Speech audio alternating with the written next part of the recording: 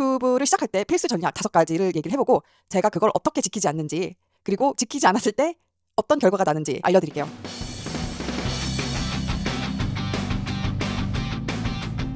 안녕하세요. 케이윤입니다. 오늘은 제가 유튜브를 하면서 공부를 좀 했거든요. 그래서 유튜브를 어떻게 하면 잘하는 건지 그런 거에 대해서 공부를 했는데 공부를 해보니까 유튜브 스타터가 지켜야 할 탑5 핵심 전략? 이 굉장히 많은 인플루언서 유튜버 분들이 비슷하게 말씀을 하시더라고요. 그래서 거기에 대해서 리뷰를 해볼까 합니다. 근데 문제는 이런 이론들 진짜 꿀팁들인데 제가 왜 잘 안 지키고 있는지 거기에 대해서 얘기를 해보려고 해요. 첫 번째는 니시 토픽?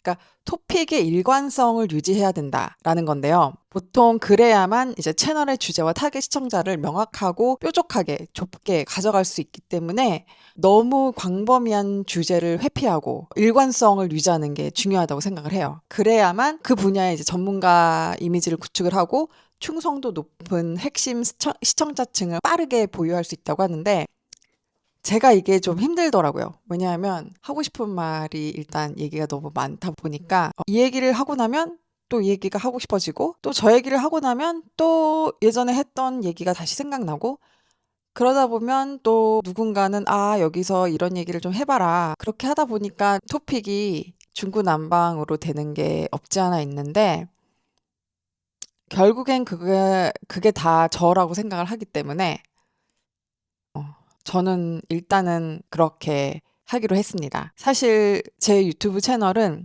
저를 가장 많이 보여드리는 게 목표라고 생각을 해요. 제가 뭐 특별히 최신 AI 뉴스를 정리를 해서 정보를 드린다든지 그런 게 아니잖아요. 저는 제 생각과 제 경험? 그런 것들을 나눠서 그런 것들을 소통하는 게 가장 큰 이유이기 때문에 그냥 일단 제가 하고 싶은 토픽을 계속 하고 있는데 사실 그래서 유튜브 채널이 잘 크지 않고 있는 것 같긴 해요. 두 번째는 규칙적인 업로드 스케줄 준수. 사실 이것도 제가 잘 못하고 있잖아요. 빈도수가 미드폼을 일주일에 하나, 그리고 쇼츠를 일주일에 서너 개를 미드폼에서 컷을 해서 리믹스를 해서 올리는 걸로 스케줄을 짰었는데요. 이게 시청자와의 약속이며 유튜브 알고리즘의 채널의 활성도를 알리는 가장 중요한 신호입니다. 라고 하는데 이 고정된 스케줄을 지키는 게 너무 쉽지가 않은 거예요. 왜냐하면 녹화는 제대로 한다고 하더라도 제 뭐 일 스케줄이나 뭐 아이 스케줄이나 아니면은 기타 등등의 스케줄 때문에 뭐 편집도 그렇고 기타 등등의 너무 그때그때 이뤄지는 상황이 너무 예기치 못한 상황이 많아서 제가 규칙적인 업로드 스케줄 준수를 잘 못하고 있어요. 그래서 이거는 어쩔 수 없이 좀 지켜보려고 노력은 하고 있습니다. 일단 올해는 좀 망한 것 같고 1월부터는 좀 열심히 요일을 하나 정해서 해보려고 하겠습니다. 그리고 또 추천하는 게 커뮤니티 활용을 하라는 건데요. 스케줄 변경이나 휴방시에는 커뮤니티 탭을 통해서 시청자에게 미리 공지를 해야 합니다. 라고 하네요. 정말 제가 잘 못하고 있군요.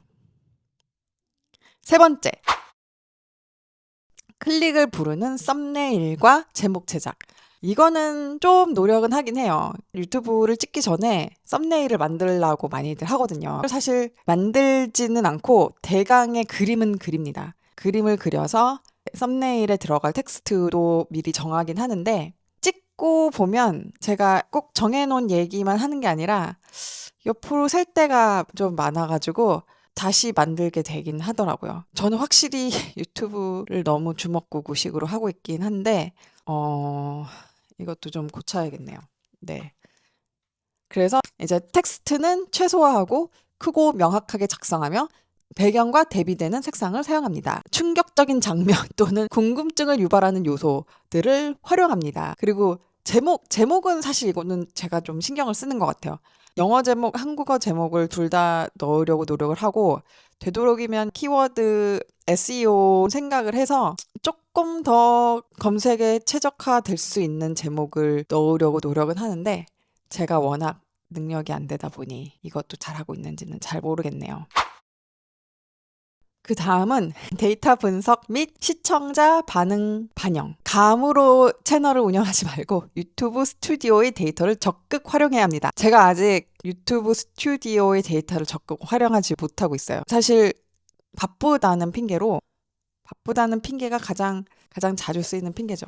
바쁘다는 핑계로 하, 클릭률 그런 거를 잘 체크를 안 하고 그냥 막 하는 것 같은데 이거는 사실 제가 조금 더 공부를 해봐야 될 것 같아요. CTR, 썸네일과 제목이 얼마나 매력적인지 파악합니다. 낮다면 개선을 해야 합니다. 저는 이거를 개선해야 될 것 같아요. 일단 개선을 해야 되고 그리고 이제 시청 지속 시간, audience retention. 시청자가 어느 지점에서 이탈하는지 확인하여 영상 편집이나 구성 방식을 개선합니다. 이거는 좀 노력을 하고 싶어요. 사실은 너무나 비디오를 찍고 편집하고 업로드하는 데에만 신경을 많이 쓰고 올린 다음에는 제가 스탯을 잘 안 봐요. 그래서 뭐 조회수가 얼마나 올라가는지 아니면 얼마나 안 올라가는지도 사실 잘 안 보고 구독자가 어느 부분에서 어떻게 느는지도 잘 지금 파악이 안 되는 상황인데 아마 그렇게 해서 구독자가 잘 안 느나 봅니다. 되게 많잖아요. 뭐 이런 알고리즘이 계속 바뀌고 뭐 어쩌고 저쩌고 하는데 일상이 너무 바쁘다 보니까 그냥 약간 이걸 유지하는 거조차도 조금 버거울 때가 있어요. 근데 이거를 버겁다고 생각하면, 어, 굳이 왜 하나라는 생각이 들잖아요. 그래서 버겁지만 조금 더 잘하려면 내가 공부를 조금 더 해야겠다라는 생각을 하죠. 아, 그리고 마지막이 영상 시작 10초 내 후킹 전략. 이게 제가 사실 제일 잘 못하고 진짜 유튜브를 안 보는 사람의 티가 너무 나거든요. 인트로를 최소화하고 이게 핵심이 뭐냐면 시청자가 이탈하기 쉬운 영상 초반에 보는 이들의 마음을 사로잡아서 리텐션을 하는 거죠. 오디언스가 계속 제 영상을 볼 수 있도록.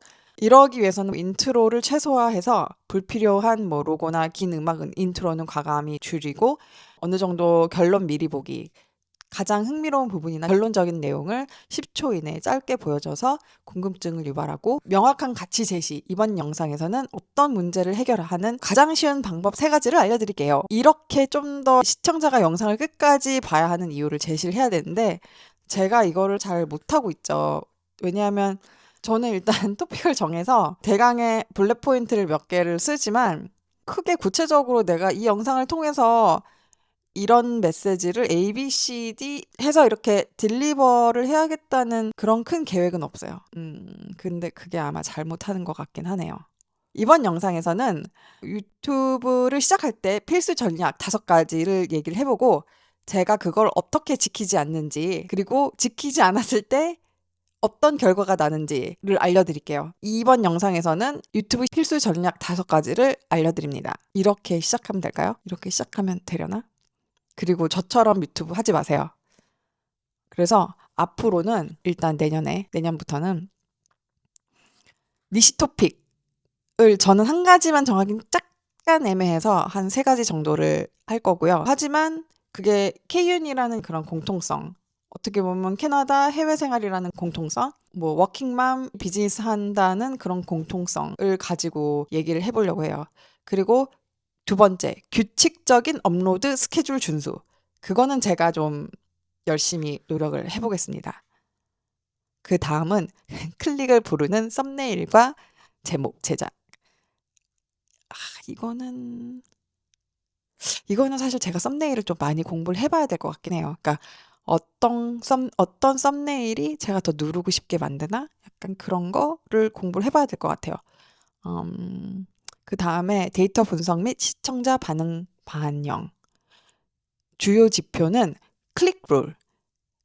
클릭률, CTR, click-through rate, 그리고 audience retention, 시청 지속 시간이라는데요. 이거를 좀 더 봐봐야 될 것 같아요. 사실 제가 이걸 어디서 보는지 잘 몰라요. 이거를 좀 보고 아직은 댓글이 많지 않기 때문에 댓글 소통은 열심히 하려는 편인데 이것도 좀 더 열심히 해보고 뭔가 또 다른 전략이 있었으면 좋겠네요. 그 다음이 이제 영상 시작 10초 내 후킹 전략. 이거는 제가 꼭 좀 잘 해보고 싶어요. 뭔가 결론적인 내용을 보여주는 것보다 저는 약간 이 영상에서는 이런 것들을 아실 수 있습니다. 뭔가 배울 수 있는 거라든지 그런 것들을 보여줄 수 있는 후킹이 필요한 것 같아요. 어쨌든 이런 5가지가 유튜브를 시작할 때는 필수 전략이라고 얘기를 많이 하는데 제가 잘 못하고 있습니다. 내년부터는 좀 더 잘 해보도록 노력하겠습니다. 오늘도 시청해주셔서 감사합니다. 그럼, 바이바이.